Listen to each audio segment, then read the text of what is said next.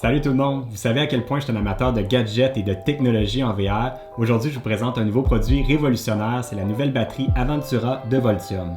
Avant tout, je veux spécifier que Voltium est un de nos commanditaires et qu'on n'a pas encore eu l'occasion de tester ces batteries-là parce que vous savez que notre nouveau VR est encore en construction, mais on est super heureux de s'associer avec une entreprise québécoise et d'encourager local. Puis dans ce cas-ci, c'est pas juste pour encourager local pour le fun, c'est vraiment parce qu'ils ont un produit qui est vraiment cool, puis j'aime vraiment la direction qu'ils prennent avec la nouvelle batterie Aventura.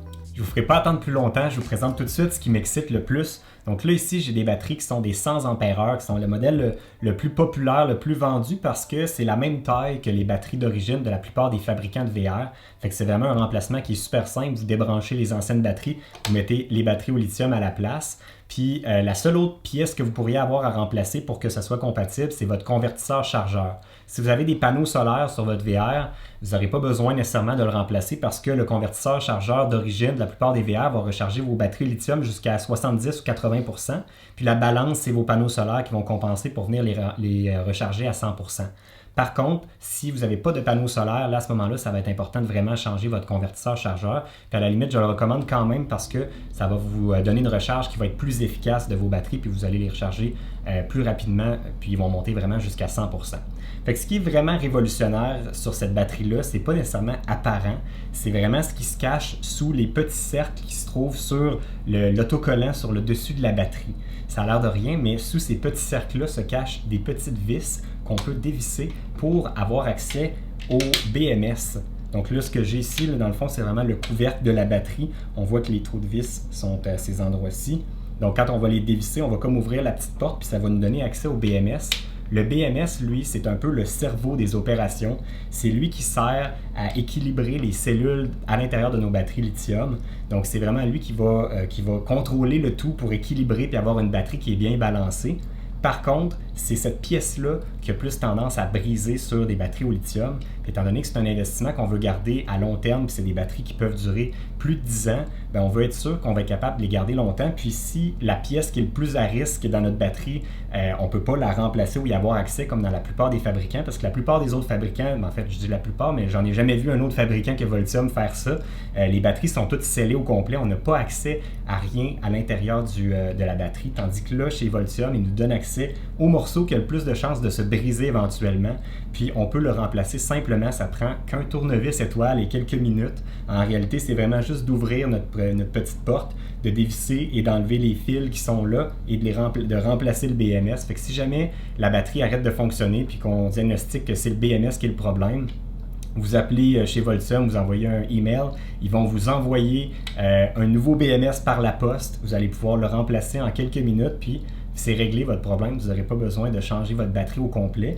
Fait que même si vous achetez une nouvelle batterie puis qui est garantie pendant un certain nombre d'années puis qui vous offre de la remplacer pour une nouvelle, le problème au niveau des batteries au lithium, c'est que vu qu'ils ont une très longue durée de vie, c'est un peu comme des pneus des batteries. Si vous en avez, exemple, 2 ou 4 batteries, si vous en avez une qui brise puis qu'on la remplace par une neuve, le problème, c'est qu'on ne peut pas mettre une batterie neuve avec d'autres batteries qui sont usagées de quelques années. Fait que le problème, c'est que si vous avez juste une de vos batteries, mettons sur vos 4 qui vous lâchent après un certain temps, bien, vous allez vous retrouver à être obligé de remplacer toutes vos autres batteries puis peut-être de revendre à part vos autres batteries pour avoir vraiment un nouveau kit, puis vous allez avoir perdu un peu le côté intéressant d'investir dans du lithium qui vous permet de garder vos batteries très très longtemps. Fait que le fait de pouvoir remplacer le BMS, c'est vraiment c'est un petit détail qui est un peu niaiseux à mes yeux, mais qui devrait tellement avoir été pensé à l'avance. Fait que bref, Voltium, eux autres l'ont fait, ils l'ont rendu accessible. Puis là, ben, parlons maintenant un petit peu de la qualité des composantes. Déjà, le BMS, c'est un des morceaux qui est très très important au niveau de la batterie, parce que comme je disais tantôt, c'est lui qui va s'occuper de balancer toutes nos cellules de batterie. Puis, c'est une pièce qui peut être plus sensible soit aux vibrations, soit aux variations de température ou à l'humidité. Le BMS, je ne sais pas si on le voit un petit peu là, à l'écran, mais on peut voir que comme la section du panneau de contrôle est comme un peu luisante à la lumière, c'est parce qu'elle est protégée avec 5 couches de polymère, comme un genre de vernis qui vient empêcher de créer de la corrosion puis de faire que les connexions pourraient ne plus fonctionner puis éventuellement briser. Fait qu'ils ont vraiment un BMS de très haute qualité. C'est un Texas Instruments, qui est une compagnie qui est réputée depuis plusieurs années dans l'électronique aux États-Unis. Puis, donc, il utilise vraiment un BMS de très haute qualité. Fait qu'en théorie, vous ne devriez pas avoir à le remplacer. Mais si jamais c'est le cas, au moins, vous allez pouvoir le faire. Fait que vous achetez une batterie que vous êtes certain de pouvoir garder dans le temps, même s'il y a quelque chose qui brise, au moins, elle est réparable. J'ai moi-même déjà eu une mésaventure avec un BMS de batterie, non pas avec des batteries de VR, mais avec les batteries de mon skate électrique, où le BMS a arrêté de fonctionner. Puis malheureusement, dans ce cas-ci, le BMS n'était pas accessible dans le pack de batteries. Je n'étais pas capable d'aller le chercher pour le remplacer. Fait qu'il a fallu que j'achète un nouveau paquet de batteries qui m'a coûté 500$. Puis c'était des bonnes batteries au lithium. Puis en théorie, les cellules devaient être encore bonnes. Mais étant donné que le BMS n'était pas accessible, tout était comme dans un morceau qui était tout coulé dans de la colle, qu'on ne pouvait pas réussir à le sortir de là. Fait que bref, j'ai été obligé de sacrifier des batteries lithium qui avaient juste 1 an d'usure, juste à cause que j'avais pas accès à mon BMS. Fait que bref, c'est vraiment une modification très légère qu'ils ont faite au frame de la batterie pour nous y donner accès, mais en même temps, ça vient contrer un problème qu'on voit beaucoup sur le marché qui est l'obsolescence programmée des produits, que ce soit pour des téléphones, pour des électroménagers. Bref, on dirait que tout est conçu pour briser, pour qu'on soit obligé de racheter à neuf. Fait que je trouve ça intéressant, la façon de voir les choses de Voltium, qui est de vraiment concevoir un produit qui est fait pour durer dans le temps puis qui va être facile à réparer. Ils sont tellement confiants de la qualité de leurs produits qu'ils m'ont même envoyé une batterie qui est un petit peu différente des autres. C'est qu'en fait, celle-ci, ils me l'ont envoyée ouverte pour qu'on puisse voir à l'intérieur les composantes. Et honnêtement, je ne suis pas un ingénieur électrique, je ne suis pas un grand spécialiste. Pour moi, c'était la première fois que je voyais l'intérieur d'une batterie parce que d'habitude, les batteries sont toutes scellées. Fait que j'ai parlé avec Yanni, qui est le propriétaire de Voltium, puis il m'a expliqué tout en détail comment c'est construit à l'intérieur, puis il m'a vraiment parlé des composantes qu'ils ont mis à l'intérieur pour que je sache un petit peu comment vous montrer ça, mais aussi de voir aussi la qualité des composantes, puis comment c'est bien conçu à l'intérieur de la boîte. Fait que bref, quand on ouvre le case de batterie, on voit tout de suite le petit pad chauffant sur le dessus, parce que ça ici, c'est le modèle auto-chauffant, parce que les batteries au lithium, quand on veut les recharger et qu'il fait en bas de 0 degrés Celsius, il faut que les batteries soient chaudes, il ne faut pas qu'ils soient gelés. Fait que s'il fait en bas de 0, on peut utiliser notre batterie, mais on ne peut pas la recharger. Donc, pour régler ce problème-là, Voltium a créé ces petits pads chauffants-là qui vont venir réchauffer notre batterie pendant qu'on la recharge pour nous permettre de l'utiliser même en température froide puis éliminer cet enjeu-là qui était un problème anciennement sur les batteries lithium. Fait que bref, ça ici, c'est notre petit pad chauffant. Puis il est comme collé sur nos cellules. Fait que si on le décolle un petit peu pour voir en dessous ce qu'on y retrouve, ce qu'on peut voir ici, c'est les 4 cellules qu'on a de batterie, en fait, qui sont des batteries, des cellules prismatiques. C'est des batteries qui sont vraiment idéales pour le climat canadien parce que c'est des batteries qui sont bonnes pour résister aux chocs et aussi aux grands écarts de température. Donc nous, au Canada, on a des routes qui sont parfois un petit peu chaotiques ou un petit peu comme celle qu'on a vue au Mexique quand on s'est rendu à Real de 14, une route qui était faite complètement en genre de galets, de cailloux ronds qui ont fait brasser notre VR. Puis c'est vraiment dans ces situations-là où on met à l'épreuve ces composantes-là, parce que si on n'avait pas des composantes qui étaient de qualité, ben là, on se ramasse que toutes les petites micro-vibrations, c'est comme un gros tremblement de terre constant pour nos composantes. Fait que si c'est pas des composantes de qualité, ben il y a des chances qu'il y ait des morceaux qui se décollent, des vis qui se dévissent, des affaires qui étaient soudées qui se dessoudent. Fait que bref, c'est bien important que tout soit bien construit à l'intérieur. Puis là, ben, on a des batteries, vraiment des cellules qui sont construites pour ça. Mais même si je vais juste recoller en place le petit pad chauffant, mais si on regarde vraiment même tout autour à l'intérieur du case de batterie, on peut voir qu'ils ont mis comme des petits coussins de caoutchouc, de styrofoam pour venir absorber les chocs. Donc même de côté, si jamais il y a des objets qui viennent sur le côté, il n'y a pas de danger de perforer une cellule si jamais il y a un objet qui viendrait rentrer dans notre plastique. Il n'y a pas de cellules qui sont collées sur les parois. Puis en même temps, ben, ces petits coussins-là viennent de servir d'anti-choc un peu à l'intérieur. Fait que vraiment, on voit que toute la batterie a été bien réfléchie.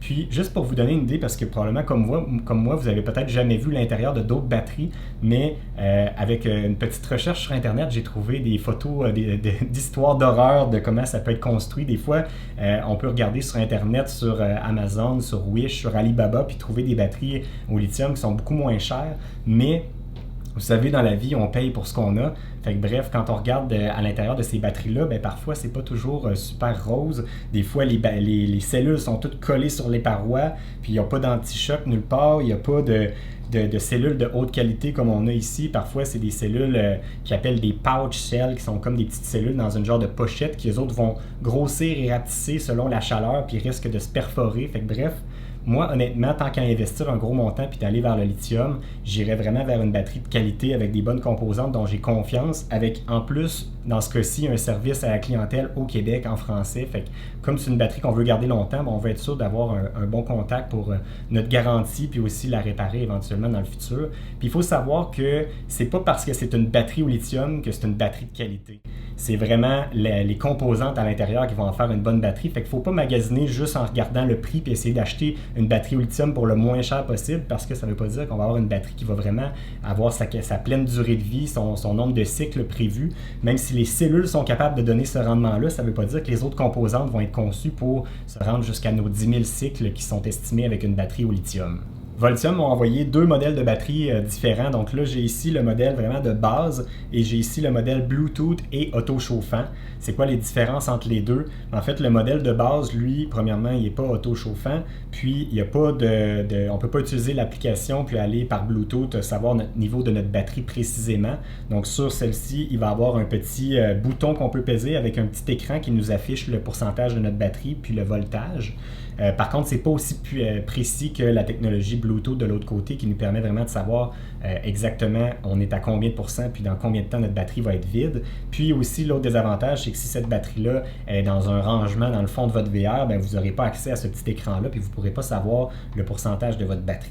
Par contre, ça n'en fait pas une batterie mauvaise pour autant parce que dans notre cas, nous, on n'a pas besoin nécessairement d'avoir l'application puis le Bluetooth parce qu'on a un Redarc qui est notre battery monitor, notre moniteur de batterie qui nous permet de savoir c'est quoi le pourcentage de notre batterie sans avoir à passer par le module interne de la batterie Voltium. Donc, dans notre cas, c'est pas nécessairement obligatoire d'avoir la batterie Bluetooth.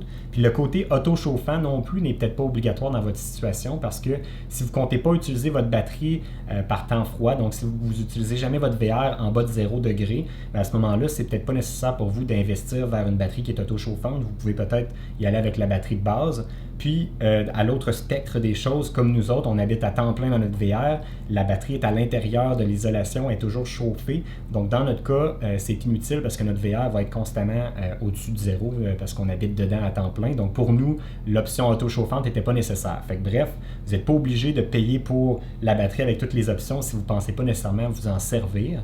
Par contre, si vous pensez vous en servir, la batterie auto-chauffante, elle est vraiment super intéressante parce que si vos batteries sont à l'extérieur de votre VR puis que vous voulez l'utiliser en hiver ou s'ils sont à l'intérieur mais que c'est pas toujours au chaud à l'intérieur, ben à ce moment-là, la batterie auto-chauffante est super intéressante. Puis l'application est vraiment super le fun. Elle nous permet vraiment en un clic sur notre téléphone de voir à distance. On n'a pas besoin d'aller vérifier sur un moniteur ou d'aller dans le fond de notre rangement pour savoir notre pourcentage de batterie directement avec un clic sur notre téléphone. On peut voir c'est quoi le pourcentage restant de notre batterie. Puis c'est vraiment le fun à gérer notre consommation puis de savoir combien de batterie nous reste, combien de temps ça va prendre avant que notre batterie revienne pleine. Fait que bref, super intéressant d'avoir l'application. Là, vous vous demandez probablement combien ça coûte ces batteries-là puis comment ça fonctionne pour les acheter. Si vous avez besoin de plus d'informations, tout ça va se retrouver dans la description de la vidéo. Je ne vous dis pas les prix tout de suite parce que si jamais les prix changent à travers le temps puis que vous regardez cette vidéo-là dans 6 mois, les prix seront peut-être plus les mêmes. Au moins, je pourrais les ajuster puis les garder à jour dans la description de la vidéo. Même chose aussi si vous voulez les commander. Bref, tous les liens vont être dans la description. Fait que si vous avez des questions ou quoi que ce soit, je vais inviter Yanni de Voltium à répondre à vos questions plus techniques dans les commentaires si jamais c'est hors de mon champ de compétences. Puis sinon, ben moi, ça complète pour aujourd'hui. Fait qu'on se dit à la prochaine. Bye tout le monde.